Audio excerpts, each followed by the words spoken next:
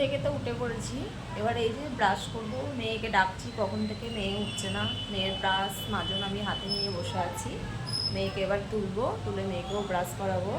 ওদের যেহেতু পিকনিক করতে নিয়ে যাবে স্কুলে, সেই জন্য স্কুল ছুটি আছে, আজকে স্কুলে যায়নি, বাবা কাজে চলে গেছে। আমি উঠে আমার সব কাজ বাজ সেরে নিয়েছি। এবার মেয়েকে তুলবো, তুলে মেয়েকে ব্রাশ করিয়ে দুজনেই চা নাস্তা করবো, করে নিয়ে এবার সারাদিন কী করি না করি তোমাদের সাথে শেয়ার করবো, তোমরা ভিডিওটা দেখতে থাকো। এই যে দেখো আমার মেয়ে এখনও শুয়ে আছে, এবার ওকে ডাকবো, তুলবো ওকে, এবার তুলে ওকে ব্রাশ করাবো। ওকে ব্রাশটা করিয়ে নিই, করিয়ে নিয়ে আবার আসছি, দিয়ে তোমাদের সাথে কথা হবে, ঠিক আছে? চলো এখন ডাকছি। পিউ, উঠে পড়ো, ওঠো, উঠে পড়ো, সকাল হয়ে গেছে না এখন, উঠে পড়ো, উঠে পড়ো, উঠে পড়ো।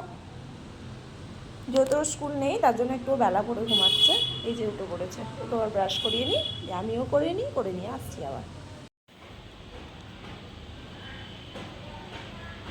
এই দেখো বন্ধুরা, আমি পিঠে বানাচ্ছি।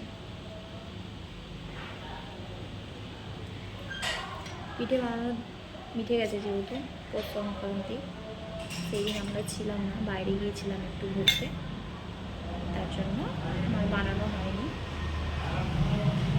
মেয়ে কদিন ধরেই বায়না করছে খাওয়ার জন্য, আজকে করে দিচ্ছি। দুপুরে রান্না বান্না, খাওয়া দাওয়া, চান, মেয়েকে চান করানো, খাওয়ানো সব কিছু মিটে যাওয়ার পর এই 4টের সময় আমি বসলাম। আবার এগুলো করে রেখে মেয়েকে টিউশনে দিতে যেতে হবে, আবার আনতে যেতে হবে 7টার সময়।